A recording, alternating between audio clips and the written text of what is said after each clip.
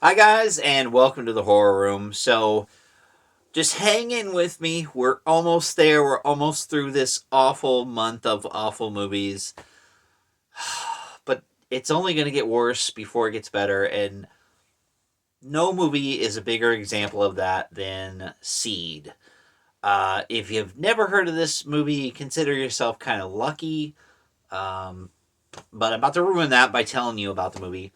And let's just say you thought my House of the Notes, House of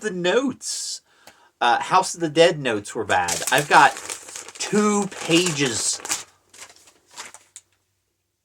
and I was watching this on Tubi, so I was stopping, writing down notes. Plus, there were ad breaks.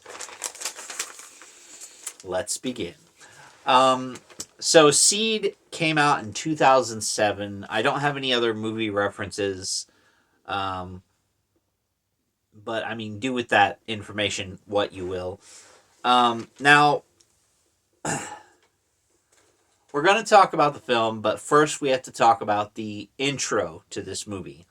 Um, and I normally don't have to give these types of warnings with movies. I think the last movie I really had to give a warning for was Cannibal Holocaust. But that had a cruelty free option, in case you want to watch the movie without all that animal murder trash. Um, but here comes Uwe Boll and says, "Hey, I'm going to put real animal torture in the beginning of my movie." And there's a PSA at the beginning of the movie that says they used footage from uh, PETA. PETA provided this footage. Now, if you're not familiar with who PETA are, that's the People for the Ethical Treatment of Animals. They're supposed to be this big activist group that's fighting for animal rights, and that's a great thing. But not everyone wants to see this stuff. I mean, it exists. You can donate money. You can do good things for the cause, but it just seems gratuitous. And the fact that they're like, yeah, take some footage and throw it in your little horror movie. Like, I guess there was an arrangement with like how many ticket sales or whatever. He would donate a portion of that to animal shelters or whatever, or PETA. Probably PETA themselves. That's probably why they agreed to it. Um, I don't know. It seems like a just donate the money, don't include the footage because it has nothing to do with anything in the movie. So the quote right at the beginning of the movie, it says, "For everything that rises is worth destroying." So this movie should be destroyed. Um, and you'll basically feel that way after only 5 minutes in, because you're being shown these real life things that happened. Well, Seed, that's the bad guy in the movie. In case you didn't know, they're doing like a Victor Crowley or Pumpkinhead. We're gonna name the movie after our killer. So original. Um, so we see. I'm gonna tell you. So, by the way, warning. I'm about to tell you some upsetting things. I'm sorry, but trust me when I say it's better to hear about them than to see them.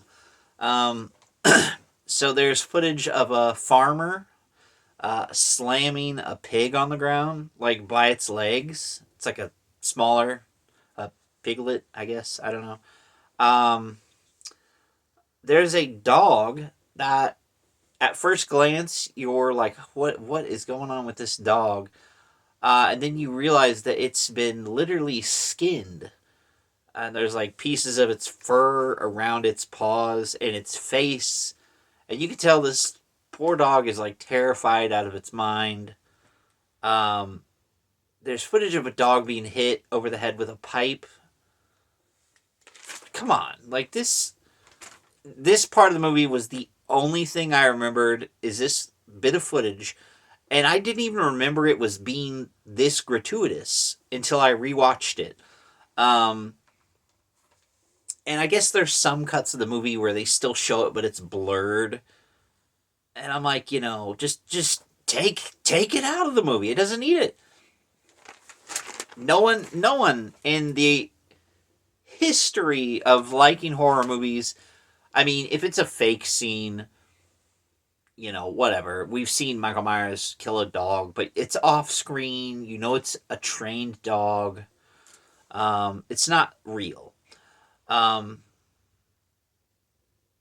but then there's a scene, it's like right before the title card, and I misremembered it because I thought it was a scene of a dog being strangled. And I mean, not that I wish a dog would be harmed, but I wish he would have been harmed in this less of a way.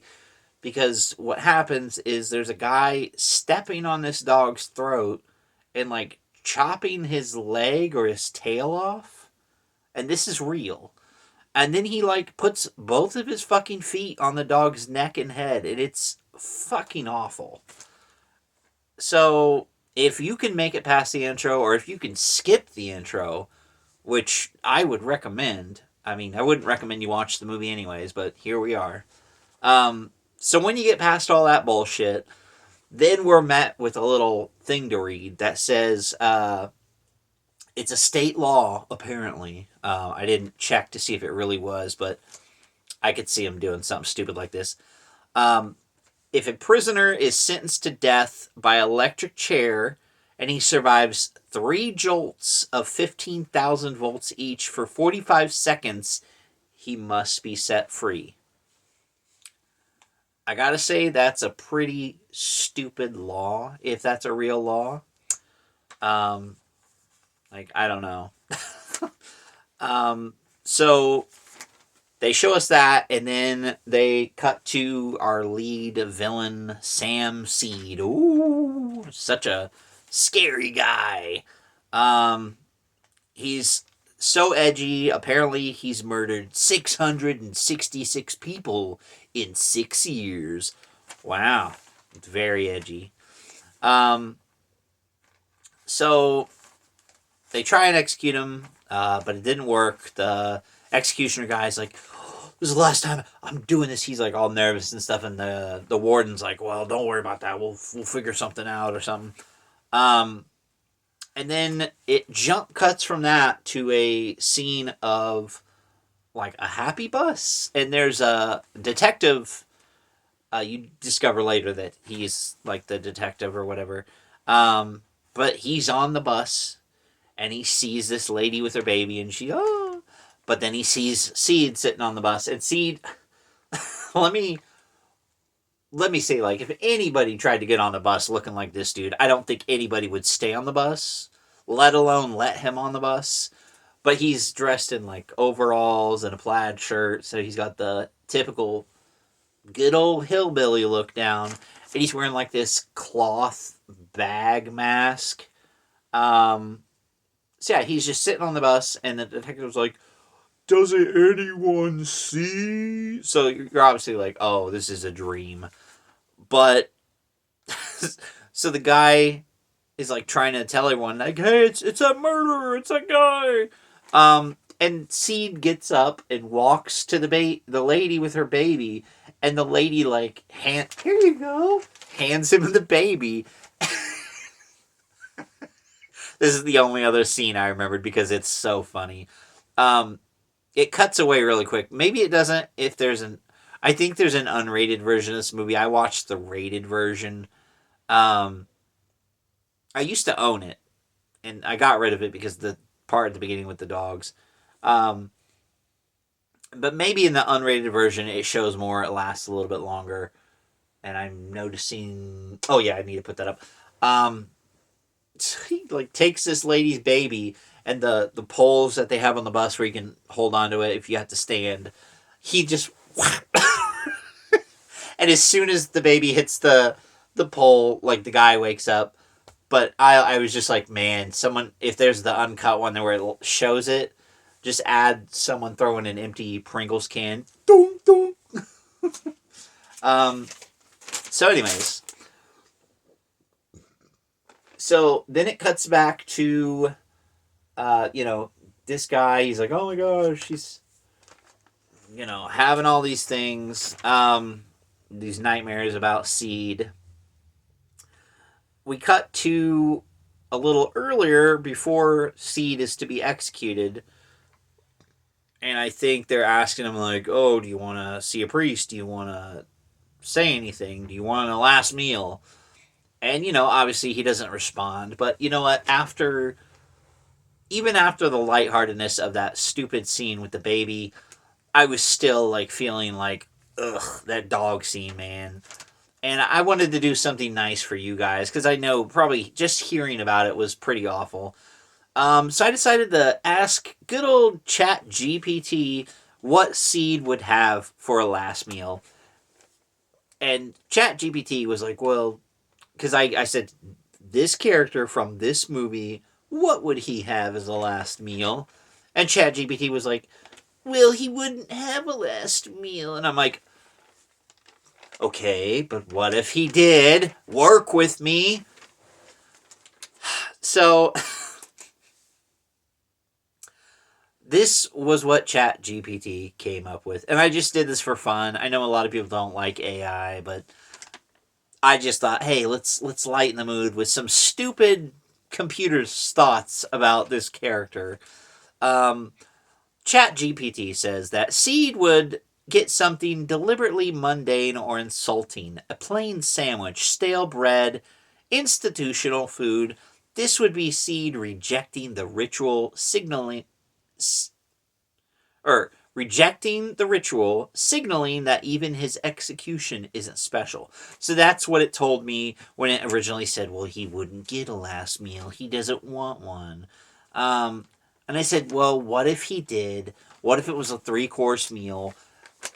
Come on, work with me. Like, you'll make a picture of Superman and Goku kissing, but you won't help me out here.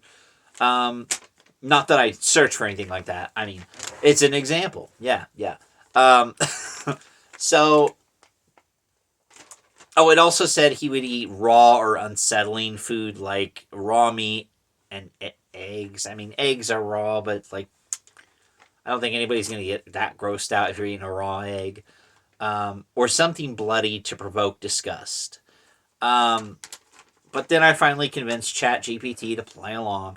It says, if he did request a last meal, it would be calculated, symbolic, and quietly hostile rather than indulgent. Ooh, now I'm intrigued. What's this intellectual who's killed 666 people going to eat for his last meal?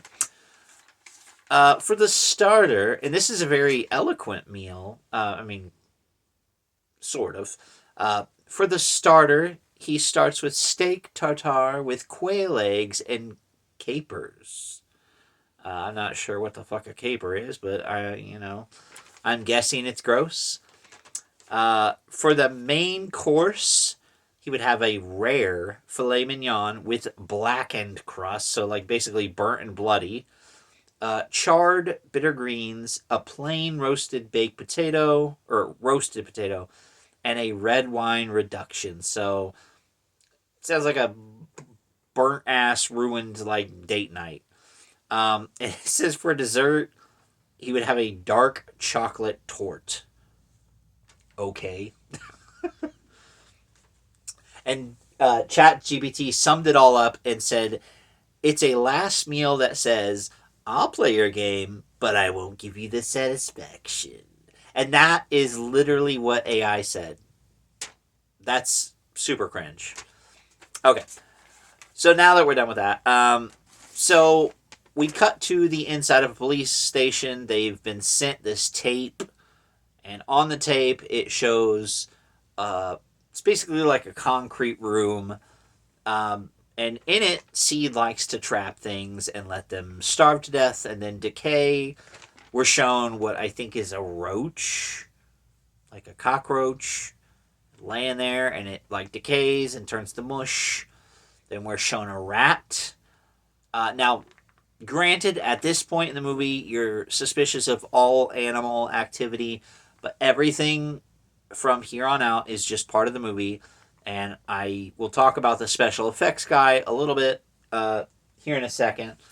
But we're showing a rat. same thing, starves, decays. Then we're showed another dog, and it's like, come on, guys, you're already like, oh man. But thankfully, when you see the dog is dead and decaying, you can tell it's like that weird Japanese commercial with the guy in the dog costume. I can't remember which one it was. It looks like that. It looks like that guy decaying.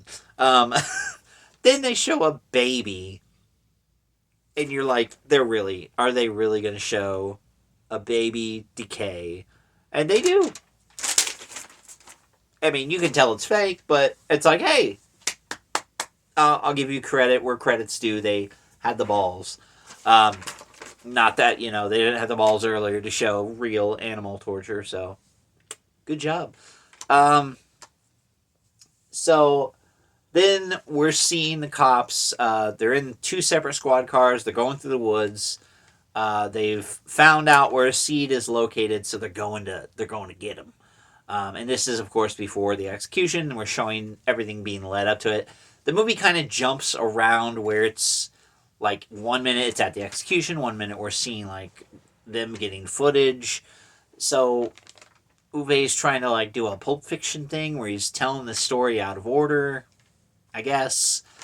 Um, but as they're driving and they're talking in the car, we cut away to a tape that the detective.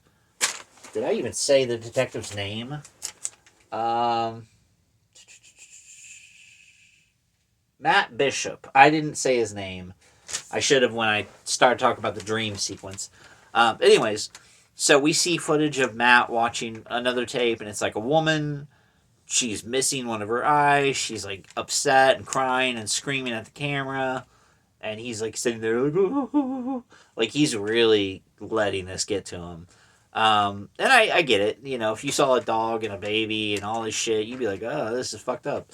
Um, but, so the other cops are like, oh, man, he's too close to this case. He shouldn't have come along. Um, Now, they're also doing this in the middle of the night. So I'm guessing they're doing it without permission or something, but then, like, it makes no sense because of how they catch Seed. And later on, a cop mentions, like, well, you should have just shot him. It's like, he said something. It's like, something about being a cop and being, like, don't worry about being something, a hero, be a cop. Like, I don't know. It was a very contradictive statement. But anyways, so the woman on the tape he's watching, she obviously dies and starts decaying. And this is when I was like, you know what? These decaying effects are pretty awesome. Like, I was like, who did the special effects for this movie? So I looked it up, and it's Tony Gardner. I hope I'm saying that name right. Gardner. Tony Gardner. I looked that name up because I'm like, that name sounds a little familiar. I should know it. But he's been involved in special effects work for some of the best movies, and this is just a small bit of them. But he's done work on Zombieland. He's done work on Army of Darkness, Hocus Pocus, Billy, I think the zombie's name. So I'm pretty sure he had something to do with that, or maybe the book. And he's done puppeteering work for Chucky, basically since the Seed of Chucky movies, which, not everyone's favorites, but the fact that they're still doing puppeteer work for Chucky is pretty awesome. So yeah, that guy's got a really long list of great movies, and now he has to put Seed on his resume, which I'd leave that one out. So they come up to Seed's house, and they do the dumb thing where they're like, let's split up.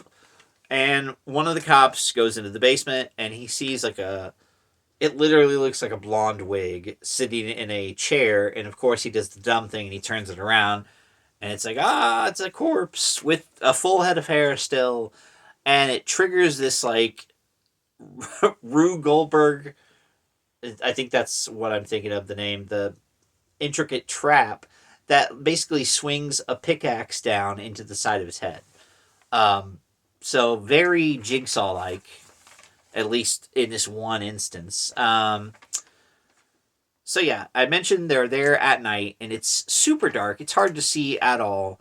The only light you get is from the lights on the squad cars outside, which is annoying because everything's flashing like blue and red occasionally. Or you get the lights from their flashlights, which I'm like, just come back during like the morning hours when it's like early. Seed's probably got to sleep. He ain't gonna be up at like 5 or 6 a.m. Um, and of course, when all the cops are going through the house and getting murdered one by one by Seed, there's just a lot of cheap, loud noise and jump scares. And it's like super hard to see any of the kills. Like there was one where it looked like he killed a cop with a hacksaw, or like a handsaw, like the little rotating one. Now Bishop's the only cop left. He heads to the basement. He sees the cop dead with the pickaxe. He's looking all around. He goes outside and he looks in one of the cop cars and he sees someone sitting in the back. And he thinks it's Seed and he's like, "Get out of the car." Now, here's what is really stupid about this is if you know anything about cop cars, that they're designed that once the person you're detaining is in the car, they can only be let out from the outside.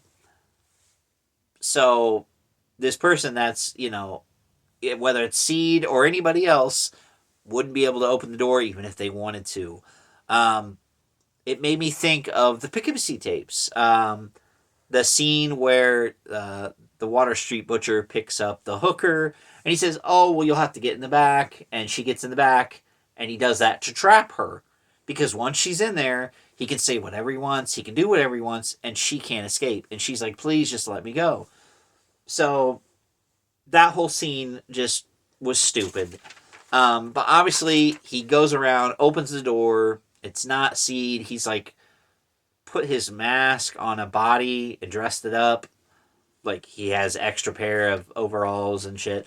They get into a little like fight, and Bishop like gets him on the ground, and he's pointing his gun at him. "I ought to kill you right now," and he just pistol whips him and handcuffs him.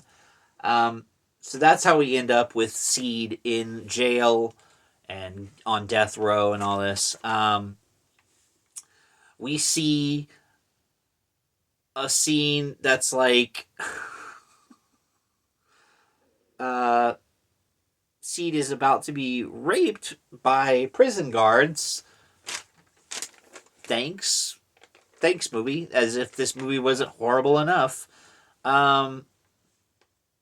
But he ends up, turning the tables and knocking them down. One of them is like near a toilet, and as he's trying to like stand up, like using the toilet for support, Seed like kicks his arm and breaks it, and it looks horribly painful.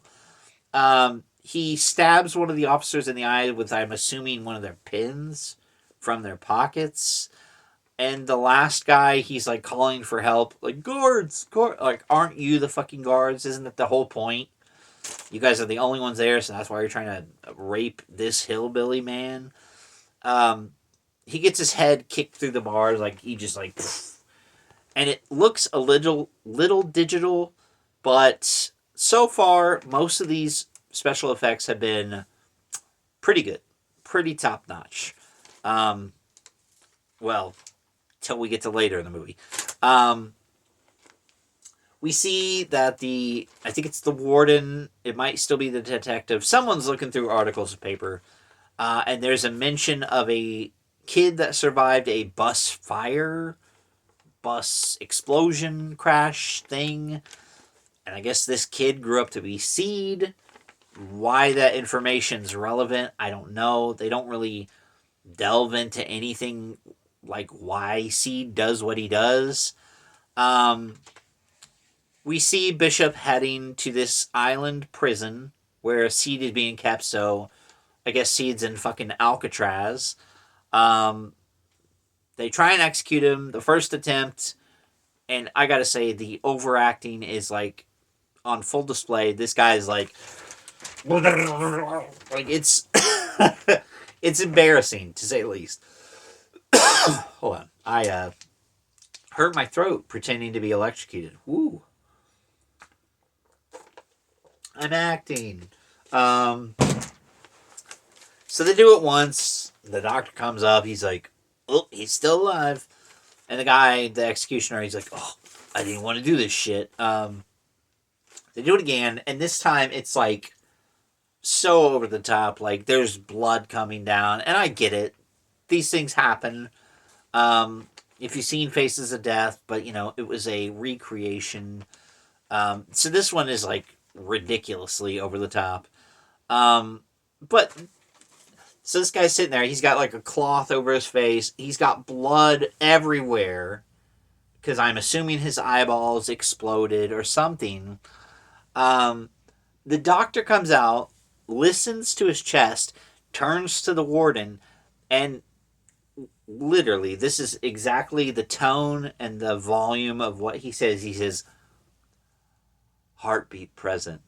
And like where Art the Clown is, by the way, I changed it. It's Art the Clown now. That's how close the witnesses to the execution are. And they don't hear the doctor say that. And one of the witnesses goes, is he dead? And the warden's like, yep, show's over. And he closes curtains because I guess they have curtains. Obviously, he's not dead. And they're like, well, what should we do? And, later on, a cop says, oh, you should have just shot him in the head and buried him.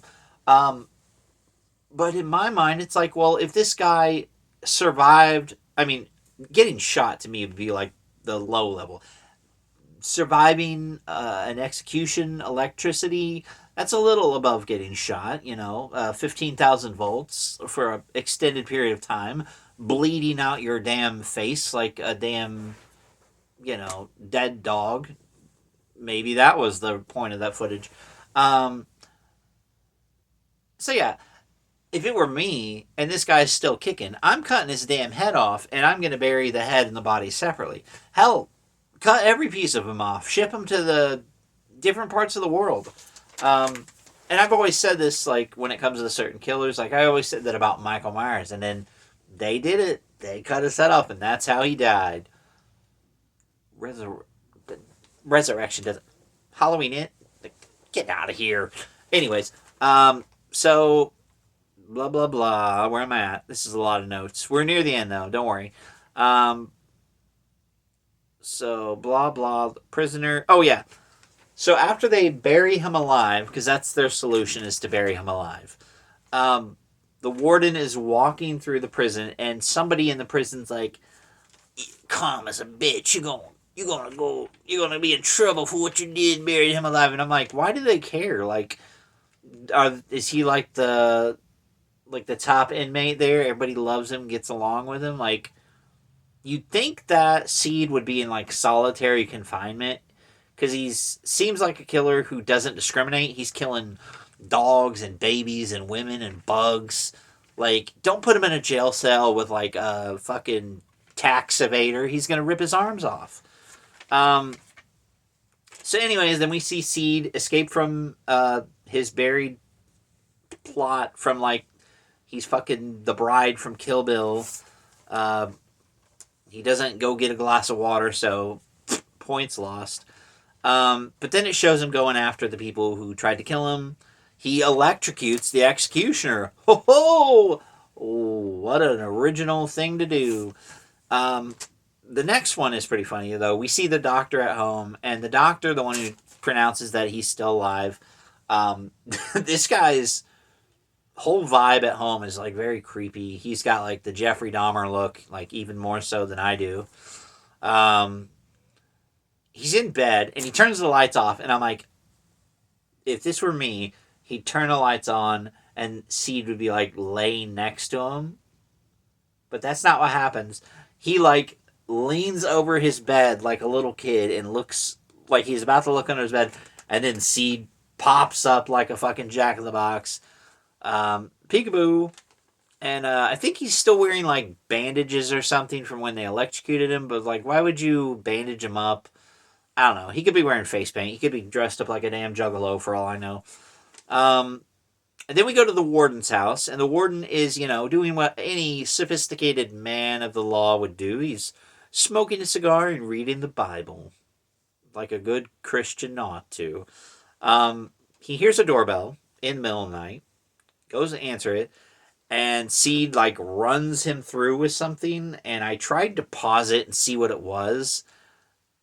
Right before the doorbell rings, he's like answering the phone, and I don't even think they did the thing where if the line was cut, he's like hitting the receiver.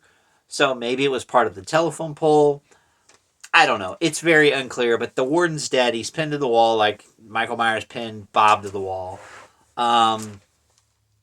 So then we go back to Bishop's house. He sneaks out of bed to get some tea or something, and his daughter's awake. And they're sitting talking about, oh, I had a bad dream, Daddy. There was an alligator, and then I dreamt you died. And I'm like, who is this little girl? Because she looks really fucking familiar. And the first thought I had was it looked like Lana from Smallville, but then I'm like, that show was on at the same time that this movie came out. So I looked into it, and the little girl is played by, I hope I'm saying the name right, Jodelle Ferland. And I was like, wait a minute, I think I know who that is. That's the little girl from Silent Hill, isn't it? And I looked it up, and sure enough, she played Alessa in Silent Hill. So, again, we got another person involved in a Uwe Boll movie, like Clint Howard was, who can do far better things and, stooped to this level.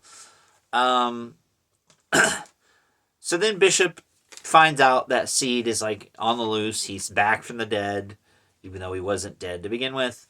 And the camera gets like really shaky for like a couple minutes, and it's awful. It looks like the cameraman got drunk and just started filming whatever. Like, it's bad. I don't know. It was a creative choice, and it was awful.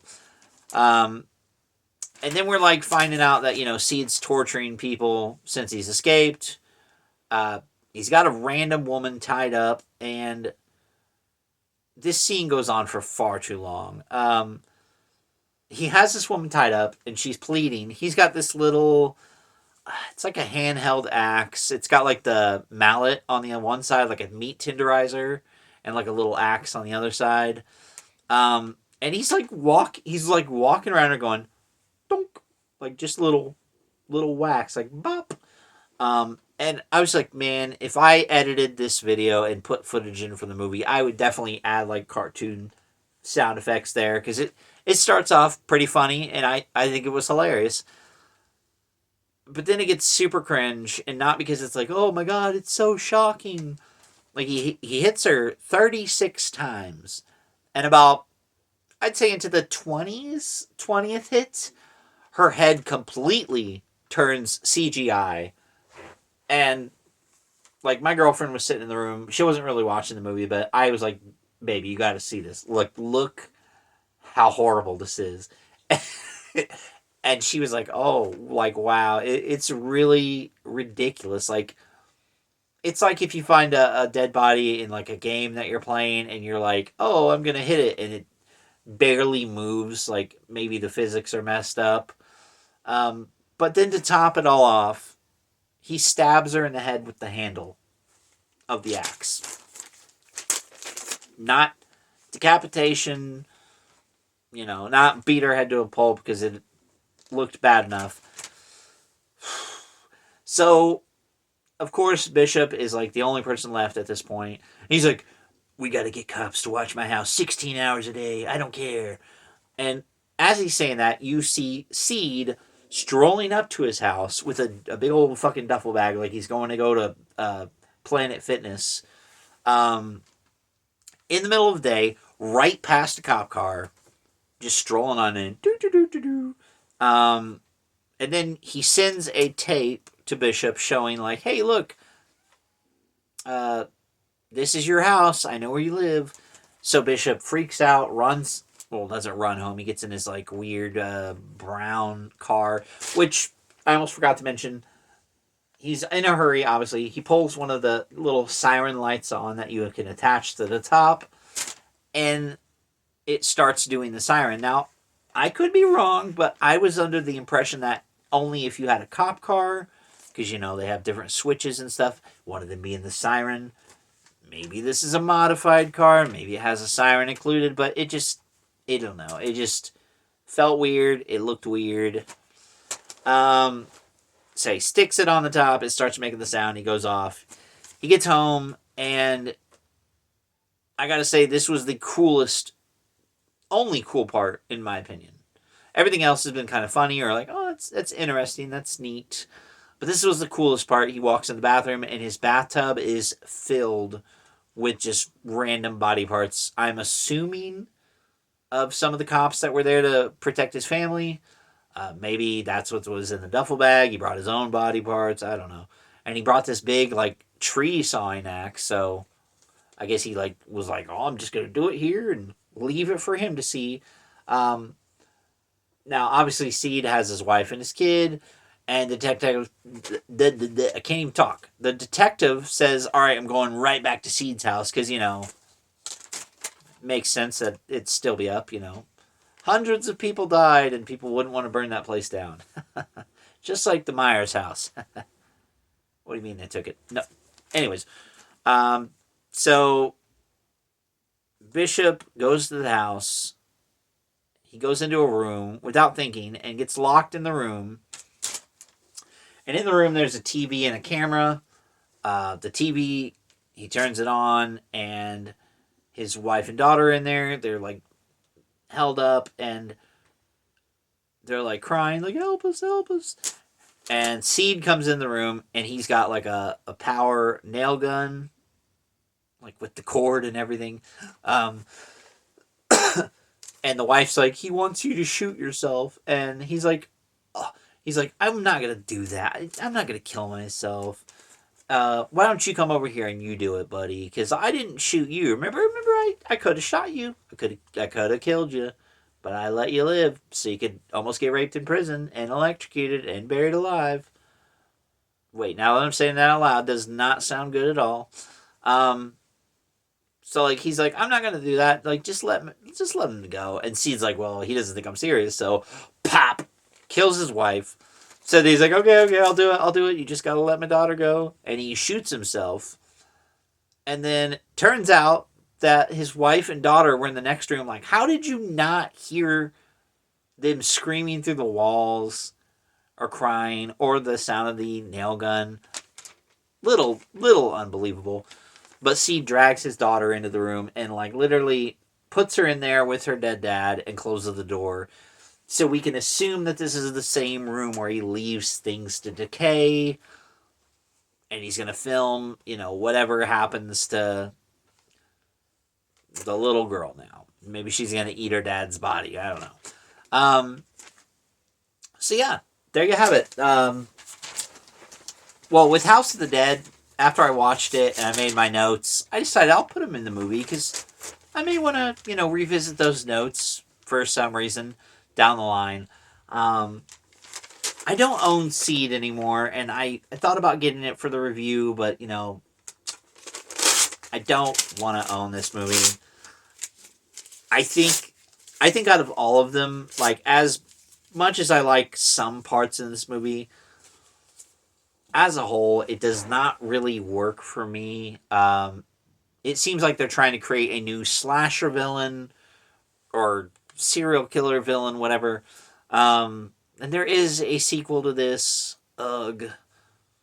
There's sequels to all the movies we've done so far. We're not doing those anytime soon. Maybe later on down the line I'll get to them. But Uwe Boll had nothing to do with them. Somebody just saw these movies, including Seed, and said, you know what this movie needs? A sequel. I don't know. I don't have any hope. We only got one left to go. Maybe it won't be so bad. Maybe. But we'll have to find out. I would not recommend anyone watch Seed, honestly. Mainly for the fact that beginning part with the cruelty with the dogs and stuff is just... it's pointless.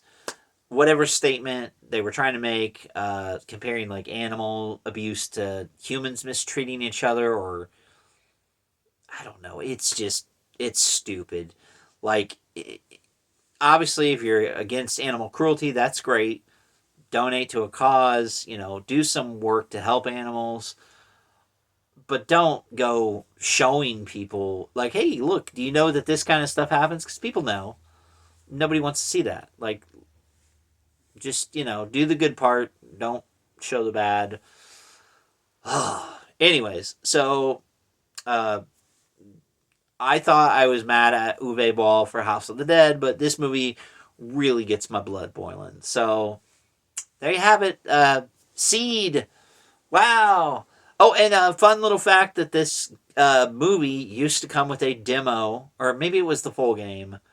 A couple of his movies come with PC games, and this one came with Postal 2, I think it was. Or maybe because if you know anything about Postal, yeah, controversial video game series, blah, blah, blah.